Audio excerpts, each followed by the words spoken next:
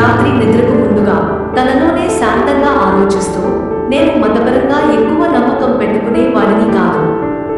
కానీ దేవుడు నిజంగా ఉన్నారా? అనే ఆసక్తి చిన్నప్పటి నుంచే ఉంది. నిజంగా ఏదైనా ఆధ్యాత్మిక శక్తులు ఉన్నాయేమో అనిపించేది. అలా ఆ రోజు రాత్రి ఆకస్మికంగా కళ్ళు తెరుచుకుని భయంతో ఒక్కసారిగా మేలుకున్నా. కానీ నా శరీరం కదలడం లేదు. చేతులు కాదు, కాళ్ళు కాదు, తల కూడా తిప్పలేకపోతున్నాను. నన్ను ఏదో బలంగా అడ్డుకుంటున్నట్టు అనిపించింది. ఇది స్లీప్ పారాలిసిస్ అయ్యుండొచ్చు అనే విషయాన్ని ఎప్పుడో చదివినట్టు గుర్తొచ్చింది. కానీ ఇది అంతకంటే భిన్నంగా అనిపించింది. చూడగానే ఆశ్చర్యం, భయం, నమ్మలేని భావనతో ఇంతలోనే నా ముందు ఓ వెలుగు ప్రత్యక్షమైంది. ఆ వెలుగులో ఓ ముఖం కనిపించింది. పెద్ద జటాజుటతో, నీలిగా మెరిసే కళ్ళతో. అది శివుని ముఖంలా అనిపించింది.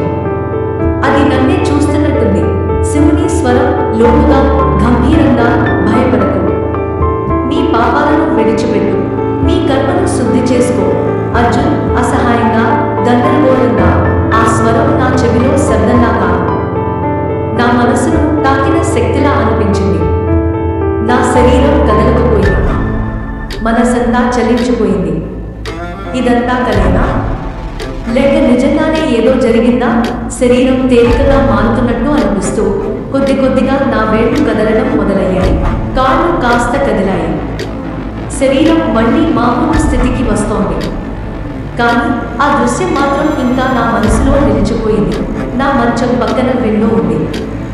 బయట ఏముందో చూడాలని దాని తెరను పైకెత్తి చూస్తే ఆ వీధి దీపం మెల్లమెల్లలాగా